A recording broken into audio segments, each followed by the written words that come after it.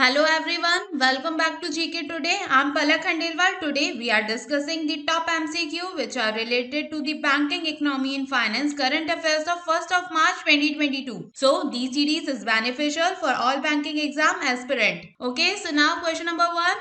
The state-owned National Hydropower Generation Company has signed an agreement with which bank to securitize the return on equity of its 540 megawatt Chamera-1 power plant in Himachal Pradesh. So, the correct answer of this question is option C, that is HDFC Bank. So, recently the state-owned National Hydropower Generation Company has signed a pact with HDFC Bank. So, basically they have signed the pact to securitize return on equity of its 540 megawatt Chamera-1 power plant in Himachal Pradesh for 10 years. So basically the pact follows regulation of 30 of SEBI, which is mentioned listing obligation and disclosure requirement regulation 2015. So basically about Chamera-1 power plant, it is an underground powerhouse having installed capacity of 540 megawatt. It has 3 units of 180 megawatt capacity each. It was generate 1664.56 million units of hydropower. Do you remember the headquarters of HDFC Bank situated in Mumbai, and the tagline of HDFC Bank is "We understand your world." Okay, so now question number 2. At the 28th DST-CII India Singapore Technology Summit in 2022, who among the following represent India?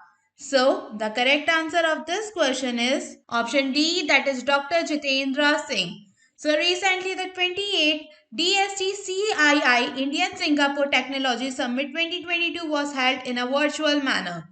It was jointly organized by the Confederation of Indian Industry and the Department of Science and Technology.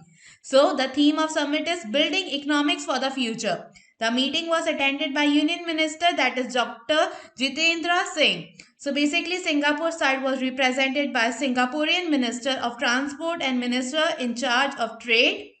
At the meeting, he mentioned that India is a major hub for foreign investment in the manufacturing sector. Apart from that, he mentioned that India is gaining its presence in various technologies like blockchain, quantum computing, the Internet of Things, artificial intelligence, and many more. So basically, the summit allowed the dignitaries to discuss and exchange ideas in the technology domain in order to exchange various sectors of both the nation. Okay, so now question number 3. India formed Joint Hydro Development Committee with maximum 3 members with dash. So the correct answer of this question is option A, that is Nepal. So recently India and Nepal has agreed to form a joint task force to develop hydropower project from investment made by both the countries. So the Hydro Development Committee will be having maximum 3 members. So the decision was taken during the 9th meeting of the joint working group. The joint committee had to discuss bilateral power sector cooperation in Kathmandu in Nepal. Apart from that, both the nations have decided to exchange their power generation project, build more transmission line, have policy framework in the power sector. Okay, so now question number 4. Who was recently named the first woman to lead the Security and Exchange Commission? So, the correct answer of this question is option A, that is Madhvi Puri Puch. So recently, the former ICICI banker Madhvi Puri Buch has been appointed as a new Securities and Exchange Board of India chairman, replacing Ajay Tyagi. She is the first woman chief of SEBI and also the first non-IS to head the regulatory body. She has over 3 decades of experience in financial market and was SEBI whole-time member between 5th of April 2017 to October 4, 2021. During her tenure at SEBI, she handled portfolios such as surveillance, collective investment scheme, and investment management. Okay, so now question number 5. Union Minister Narayan Rane announced to set up MSME Technology Centre at Sindhudurg, Maharashtra with the funds of rupees dash. So the correct answer of this question is option A, that is rupees 200 crores. So recently the MSME Technology Centre was set up in Sindhudurg, Maharashtra. So the announcement for the same was made by the Union MSME Minister Narayan Rane. It will be established with the allocation of funds of rupees 200 crores. So the announcement was made at MSME Conclave 2022 held in Sindhudurg by the MSME Minister. So the aim of the conclave was to promote entrepreneurship opportunity by using technology, advanced skill sets and other aligned knowledge of products and services. So during the conclave, the Union Minister launched the Union MSME Rbi Credit Card, which is being offered by the Union Bank of India and NPCI. He also announced to establish MSME Technology Centre in Sindhudurg. Okay, so now question number 6.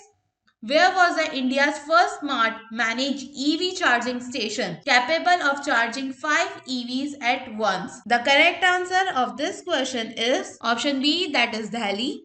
So recently, India's first smart managed EV charging center was set up at Mayur Vihar in East Delhi. It is the commissioned by BSES Yamuna Power Limited. It can charge 5 electric vehicles at the same time.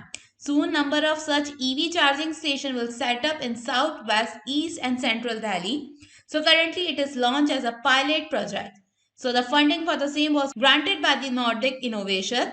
It will executed by Fortium Charge and Drive. So basically, the user can also pre-book an appointment, find out the location and make the payment of EV station by using the mobile application which is integrated with the EV station itself. Okay, so now question number 7. In February 2022, which division of Mahindra Financial Services Ltd has announced the rebranding of its company?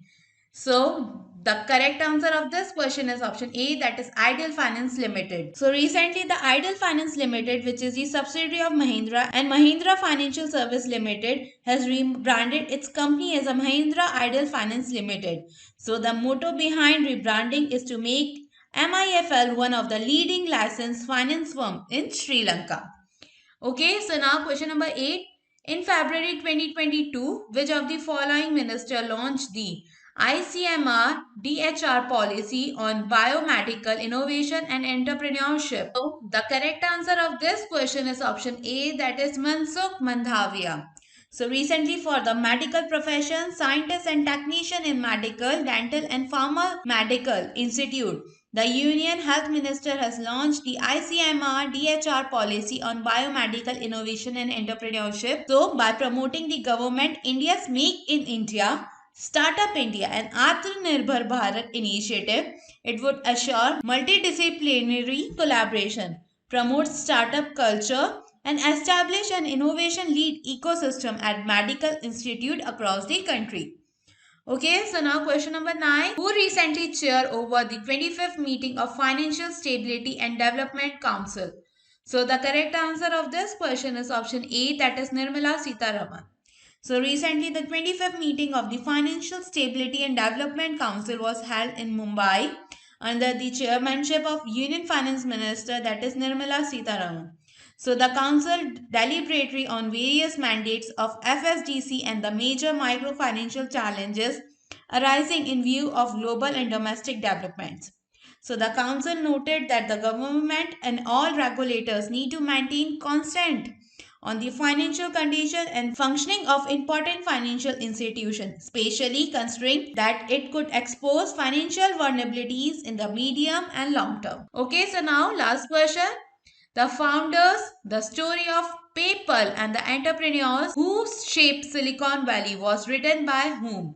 So, the correct answer of this question is option A, that is Jimmy Soni. So recently a new book titled The Founders, The Story of PayPal and the Entrepreneurs Who Shaped Silicon Valley, authored by Jimmy Soni. So basically it highlights the story of multinational digital payment company PayPal and how it's covered the journey of startup that turned into one of the most successful companies of all time worth over USD 70 billion. Okay, so that's it for today. I hope you like this session. These were the important news and events for today which are related to the business, economics and financial sector. We meet again with some more important current affairs. Till then, stay tuned. Thank you so much for watching and please do not forget to subscribe GK Today.